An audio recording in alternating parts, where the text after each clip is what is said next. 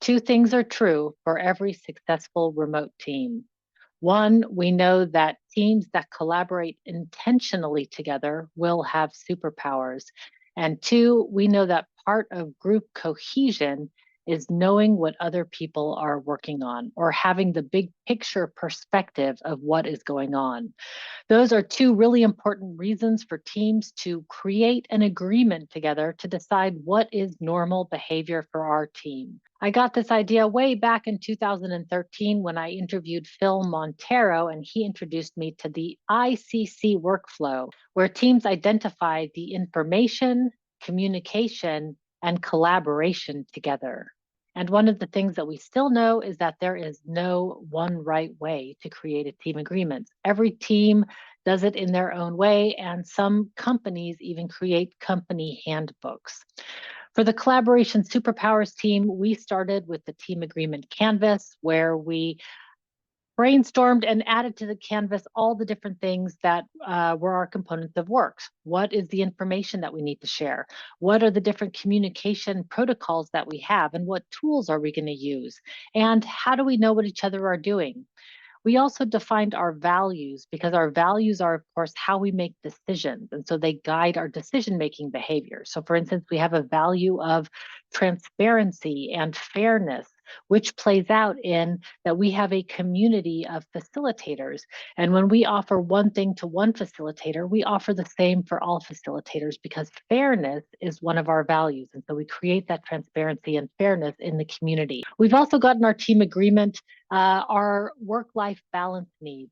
One of the big problems with working in this way is, of course, burnout. And so you want to define, like for our team, we don't work on the weekends.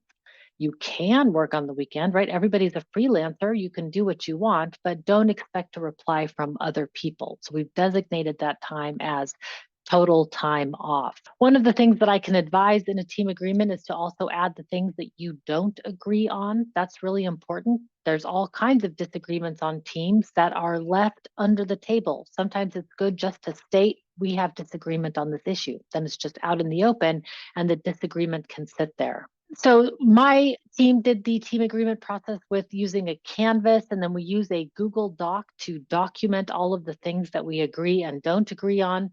Other teams have things like a canvas that they use, like a Miro board that they use to outline just how the team and visualize how the team works together.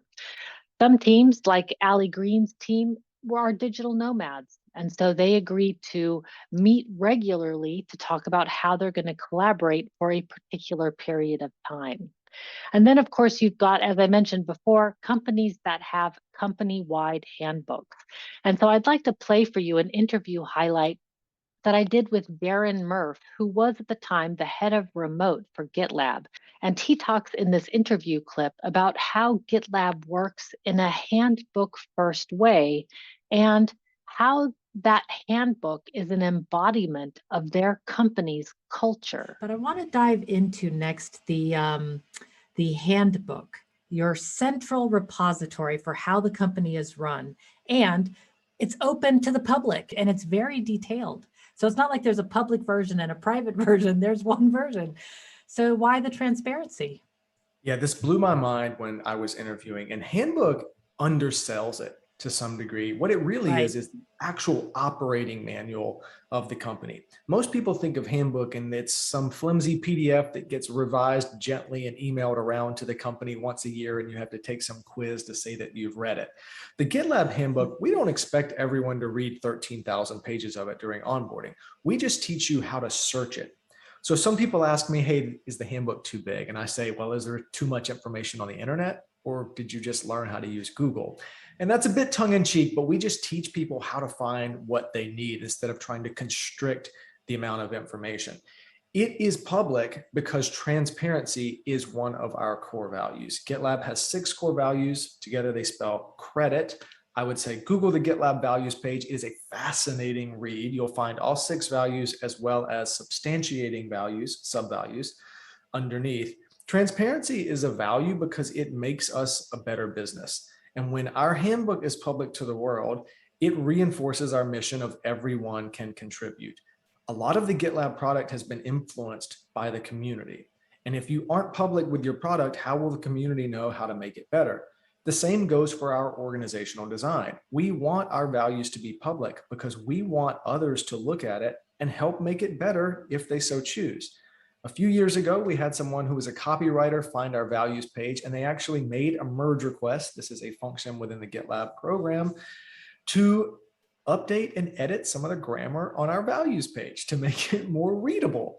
That is exactly the type of behavior that we want to instill. And the values page in particular is always evolving. In 2020 alone, we had almost 100 iterations to the company values page. And so I say the word values, but in practice, these are the actual tangible ways that we treat each other and the behaviors that we want to encourage across the team as well as outside. If you want to learn more about how to rock the flexible first workplace, then join one of our live interactive workshops. Our community of professional licensed facilitators will show you how to succeed in this flexible first landscape, happening all over the world and in many different languages. Or join one of our complimentary virtual co-working sessions where we'll show you what a productivity power hour looks like. You'll get things done, meet new people, and hopefully have some fun along the way. Until then, everybody, we'll see you online.